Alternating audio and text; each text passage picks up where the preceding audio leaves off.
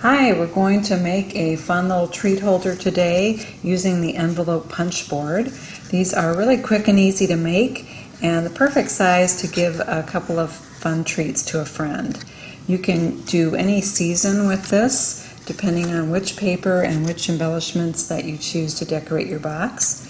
So let's go ahead and we'll get started. Show you one more here. So let's go ahead and make this fun little treat holder. So we're using the envelope punch board, and you want to make sure that you've got the scoring tool that comes included with that. So we'll pull that out, and you want to start with a 6" by 6" piece of designer series paper. For this particular project, I like to use two-sided papers because you actually can see the other paper on the inside. And you will have an option at the end where you can use the other paper. You can fold the flaps down if you want the inside paper to show from the outside as an accent. Depends on your project and what you're making. I have a 6" by 6" piece of designer series paper, and I'm going to place it in the envelope punch board. And I'm going to zoom in here so that you can see I am lined up with the 1 3/8 inch mark. And I'm going to back out a little bit. And so I'm going to start by punching.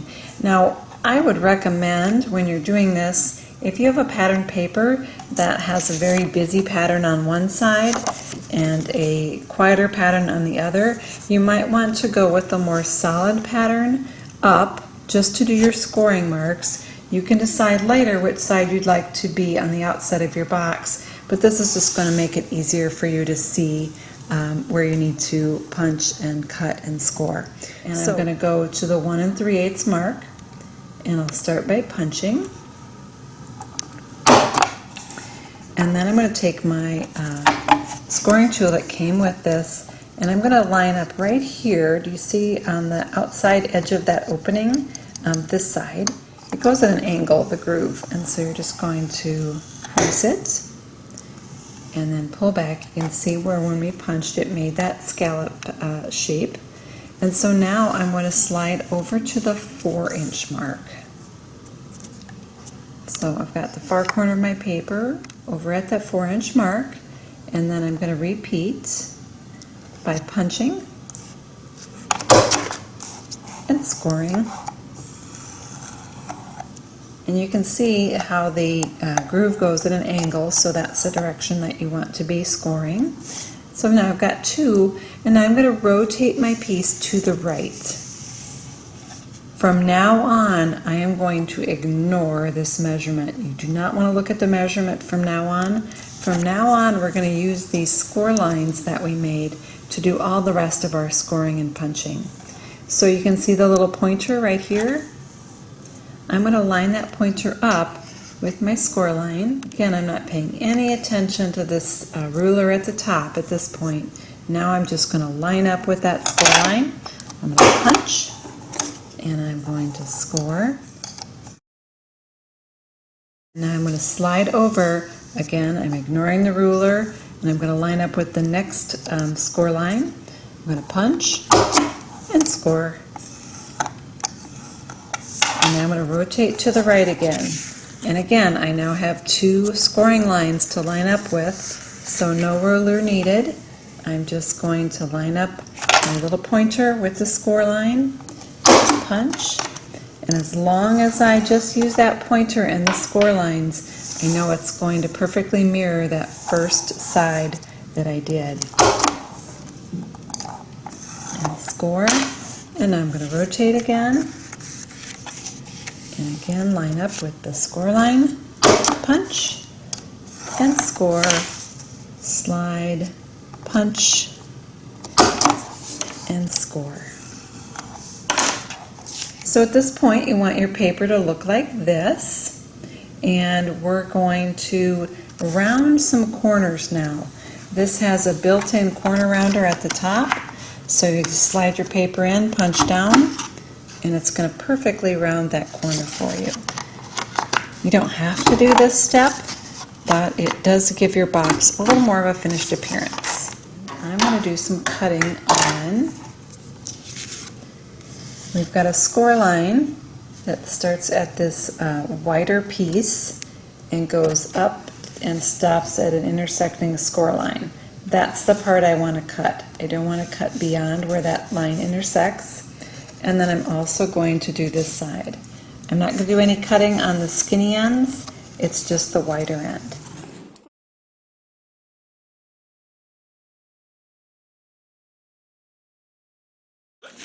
And now I'm going to flip it around and do the same thing on the other side.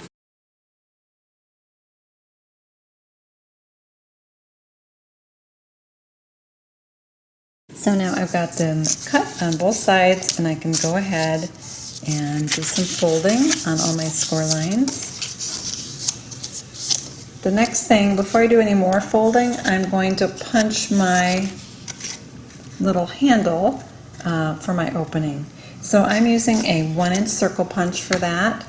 And just so that I make sure I get it lined up in about the same spot on both sides, I punched out a 1-inch circle just from some scratch paper, and I have a temporary adhesive on the back. I'm going to stick that on, slide the punch in until I can't see the paper and I can only see white, and punch that out, and that's going to be lined up and punched right where I want it. Sometimes when you slide the punch in, you can no longer see if you're centered or not. So if you do it this way, you can get your punch out exactly where you want it. So I've got that little temporary circle on there, and slide this in, punch it out, and there we've got our two handles for our little container here. So we're going to just fold on all those score lines now.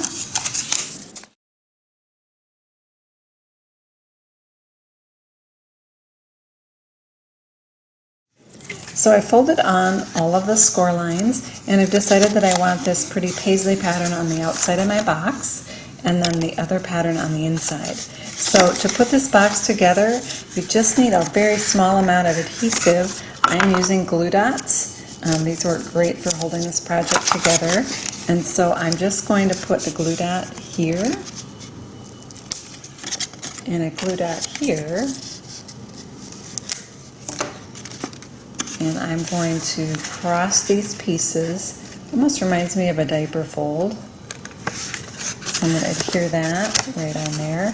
And you don't want too much adhesive on this, because you actually want this portion to be able to be free of the box enough to meet up with the back portion. So we're going to do the same on the other side. Again, just 2 glue dots.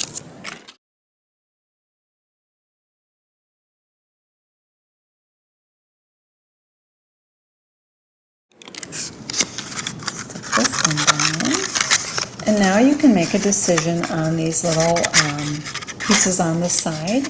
You can stick them down so that you've got that contrast on the outside of the box, or in which case I would want to put my glue dot here, or you can put the glue dot on this side and tuck them in if you don't want to have that contrast. It's up to you. On this box, I actually tucked them on the inside.